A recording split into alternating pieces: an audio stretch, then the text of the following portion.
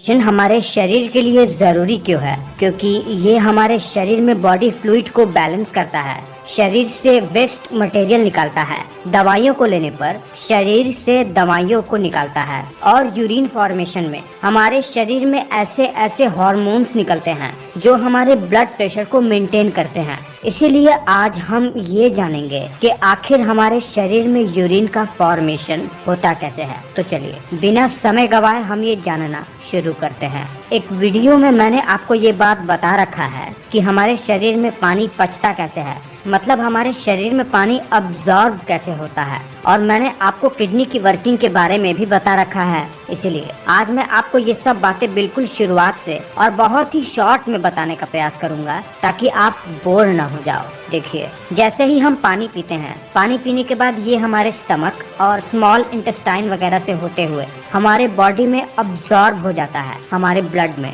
फिर वहाँ से ये ब्लड जिसमें पानी होता है ये जाता है हमारे किडनी की तरफ। और मैंने आपको बता रखा है कि हमारे किडनी के अंदर हमारे किडनी का एक मेन फंक्शनल यूनिट होता है जिसे नेफ्रॉन कहते हैं।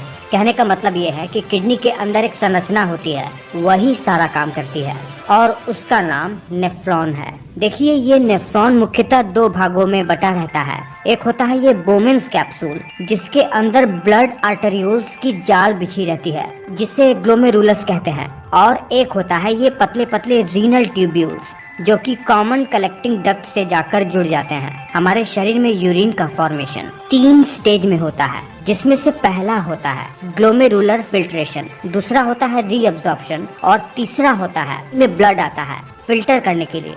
जिस ब्लड में बहुत सारे वेस्ट मटेरियल होते हैं, अननेसेसरी बॉडी फ्लूइड भी होती है, वो सब सबसे पहले तो किडनी के फंक्शनल यूनिट नेफ्रॉन के बोमेन्स कैप्सूल के अंदर जाती है। आपको बता दें कि हर मिनट लगभग 1300 ml ब्लड हमारे इस बोमेन्स कैप्सूल के अंदर से होकर गुजरती है, जो कि हमारे हृदय द्वारा पंप किए हुए ब्लड का 20% होता है। देखिए, इस बोमेन्स कैप्सूल के अंदर जैसे ही ब्लड जाता है आर्टरियोल्स के थ्रू, इन आर्टरियोल्स में ऑस्मोटिक प्रेशर और हाइड्रोस्टैटिक प्रेशर ज्यादा होने के कारण ये ब्लड ग्लोमेरुलस के सराउंडिंग में लगे हुए एपिथेलियल मेम्ब्रेन से फिल्टर होकर बोमेन्स कैप्सूल के अंदर जाने लगते हैं। फिल्टर हुआ ये material urea, amino acid, ions और वाटर जैसे चीजों से भरा रहता है। फिल्ट्रेशन के ये प्रोसेस को जो कि बोमेन्स कैप्सूल में हो रहा है, इसे ग्लोमेरुलर फिल्ट्रेशन कहते हैं। उसके बाद जैसे ही ये फिल्टर हुआ फ्लूइड बोमेन्स कैप्सूल के आगे की ओर इन रीनल ट्यूब्यूल्स में पहुंचते हैं,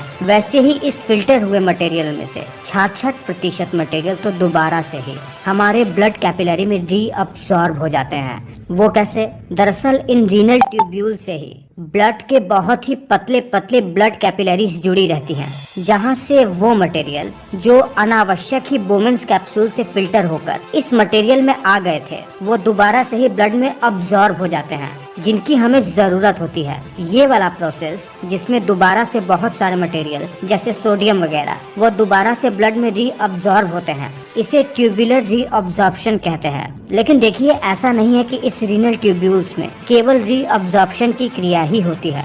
दरअसल हमारे ब्लड में से कुछ ऐसे मटेरियल जैसे हाइड्रोजन आयन, पोटेशियम आयन और अमोनिया जैसे मटेरियल हमारे ब्लड से सीधे इन ट्यूब्यूल्स में ही सीक्रेट हो जाते हैं। मतलब इन ट्यूब्यूल्स में भी ब्लड के छनने की क्रिया होती रहती है, और ये वाली प्रक्रिया ये जो हमारे यूरिन के फॉर्मेशन में हो रही है, इसे ट्यूबुलर सिक्रेशन का प्रोसेस कहते हैं। हालांकि ये सब बहुत ज्यादा कॉम्प्लिकेटेड होता है, जिसमें बहुत ज्यादा सिम्पोर्टर्स और एपिथेलियल मेम्ब्रेन की क्रियाएं होती हैं, पर ये सब जानना हमारे लिए जरूरी नहीं है, हम बस काम की बातें ही जानेंगे। देखिए, ये वाला प्रोसेस रीअब्सॉर्प्शन और सिक्रेशन वाला प्रोसेस, इसमें होता ये है कि अगर हमारे शरीर में वाटर की कमी होती है तो हमारे ये रीनल ट्यूब्यूल्स ज्यादा से ज्यादा वाटर को ब्लड में दोबारा से पहुंचाने लगते हैं, जिससे हमारे शरीर को डिहाइड्रेशन ना हो, और इससे हमारा यूरिन ज्यादा कॉन्सेंट्रेटेड हो जाता है, यानी येलोइश रंग का हो जाता है। एक बार ये तीनों प्रोसेस जब हो जाती हैं, यूरिन फॉर्मेशन की, ग्लोमेरुलस फिल्ट्रेशन, रीअब्सॉर्प्शन और सिक्रेशन की,